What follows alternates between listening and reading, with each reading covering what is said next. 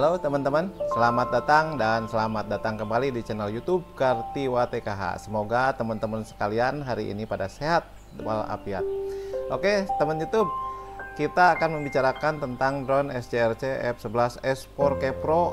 Apakah bisa terbang di pesisir pantai? Nah, ini pertanyaan yang mungkin selalu jadi unek-unek teman-teman yang penasaran ya dengan drone SCRC F11S 4K Pro ini.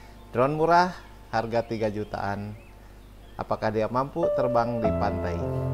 Oke, sebelum kita membahas itu, kita perhatikan dulu teman-teman ya, bahwa drone SCRC F11S 4K Pro ini dibilang sangat sederhana ya, tapi fiturnya cukup menarik untuk pemula ya terutama ya. Jadi kalau teman-teman seorang yang penasaran dengan menerbangkan drone dan kamera yang bagus, adanya di drone SCRC ini dengan harga yang paling murah tentunya. Namun jika teman-teman menjadi profesional membuat video-video seperti prewedding, nah itu mungkin drone ini kurang bisa diandalkan, terus terang saja ya. Jadi untuk hal tersebut mungkin ada drone lain yang lebih mampu, tentunya lebih mahal ya teman YouTube. Oke, lupakan tentang drone lain, kita kembali ke SCRC F11S 4K Pro ini. Oke teman-teman, jadi sebelum kita menerbangkan drone SCRC F11S 4K Pro di tepi pantai atau di pesisir pantai, yang harus diperhatikan banyak sekali ya. Di antaranya yang saya catat itu ada 8 ya, 8 item. Nah, ini memerlukan perhatian khusus ya, agar kita bisa menerbangkannya dengan aman tanpa melanggar aturan yang berlaku. Nah oke, berikut adalah beberapa hal yang harus diperhatikan ya sama teman-teman menerbangkan drone SCRC F11S 4K Pro di laut. Yang pertama adalah kenali dulu kemampuan drone SCRC ini melawan angin. Nah, kita harus tahu level berapa ini SCRC ini untuk melawan angin. Nah, kalau kita tidak tahu itu, ini sangat berbahaya ya teman YouTube. Nah, saya caranya ya teman-teman ya, biasanya diterbangkan di tempat yang normal aja, di darat atau di lapangan gitu. Kita coba dengan kondisi berangin, semampu apa dia menahan angin. Nah itu sebetulnya ada level-level tertentu ya teman YouTube, kalau mau melihat sebagaimana level angin, tapi saya sih cenderung dicoba sendiri gitu ya teman YouTube. Jadi mencobanya jangan di laut ya teman YouTube, coba dulu di daratan, di lapang sepak bola misalnya ya. Kita coba apakah drone ini mampu menahan angin sampai level berapa, atau lihat angin di pepohonan ya teman YouTube ya.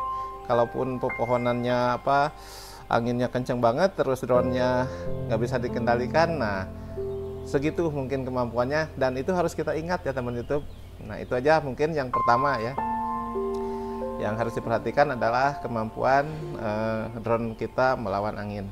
Nah, saya tidak menganjurkan bahwa di setiap pantai mungkin bisa, tidak juga ya teman YouTube ya. Jadi harus diperhatikan angin dan level SCRC-nya melawan angin. Yang kedua yaitu peraturan penerbangan yang harus dilihat sama kita ya. Jadi kita harus memastikan dan memahami peraturan penerbangan drone yang ada di wilayah laut ya, yang ingin teman-teman terbangkan ya. Terutama setiap negara sih memiliki peraturan yang berbeda-beda ya, termasuk ketinggian maksimum atau batasan wilayah terbang yang harus dihormati oleh kita sendiri ya.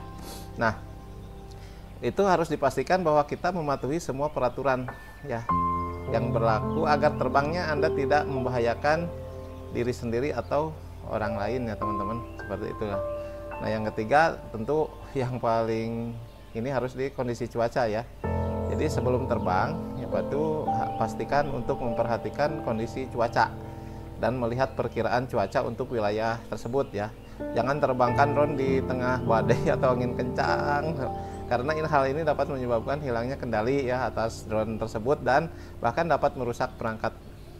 Nah teman-teman, yang ketiga, yang keempat adalah tingkat, yang ketiga ya, yang keempat itu tingkat berat baterai ya. Oke, jadi pastikan bahwa baterai drone itu sudah terisi penuh. Jadi sebelum terbang, jadi jangan 50% atau 60% kita terbangkan, jangan ya, harusnya 100% aja. Jadi perhatikan kondisi baterai. Nah ini yang harus penting karena di laut itu anginnya lumayan cukup tidak bisa diterka ya teman YouTube.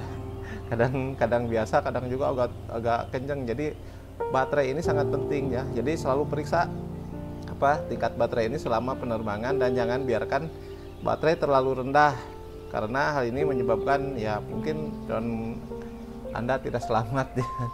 Nah, yang selanjutnya yaitu yang keempat atau kelima ya, itu kondisi lingkungan ya. Kondisi lingkungan ya, pastikan untuk memperhatikan kondisi lingkungan sekitar sebelum terbang. Jangan terbangkan drone di dekat kapal atau kapal pesiar ya, karena hal ini dapat membahayakan orang yang ada di atas kapal tentunya ya teman YouTube. Jadi hati-hati kalau terbangin di laut, jangan terlalu rendah, terus jangan terlalu membahayakan orang lain ya, terutama yang di kapal ya teman YouTube ya. Selanjutnya perhatikan juga yang keenam itu peralatan cadangan seperti baterai tambahan atau kabel USB atau kartu SD card ya, itu harus micro SD-nya harus diperhatikan juga ya teman YouTube ya. Jangan lupa untuk membawa peralatan pelindung seperti tas drone yang tahan air dan perlindungan kamera untuk menghindari kerusakan jika drone jatuh ke laut tentunya ya teman YouTube. Nah, yang ketujuh, persiapan kembali ke darat ya. Ini pastikan bahwa teman-teman itu tahu bagaimana cara kembali ke darat setelah terbang. Oke, jangan kehilangan arah atau kehilangan orientasi. Nah, selalu perhatikan lokasi drone. Nah, teman-teman jangan terbangkan drone terlalu jauh lah dari wilayah terbang yang diperbolehkan tentunya ya. Nah, ya tentu dengan drone SJRC ini kita masih bisa RTH ya, return to home, dengan memijit sebuah tombol return to home, dan itu bisa kembali ya, dengan syarat GPS-nya memang harus nge-lock dulu ya teman YouTube. Kalau diterbangkan mode tanpa GPS, nah itu RTH-nya mungkin akan ngaco. Nah itu teman YouTube, sebagai tip dari saya. Ternyata tadi di awal sudah kita lihat videonya, hasil rekaman dari SJRC F11S 4K Pro. Ternyata drone ini mampu terbang di pantai ya teman YouTube. Good, ini berita baik ya.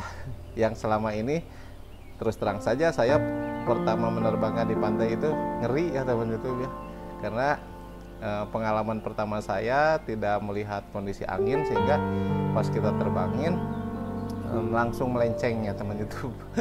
Untung waktu itu masih deket-deket ya, jadi kita masih sadar dan bisa mengendalikannya.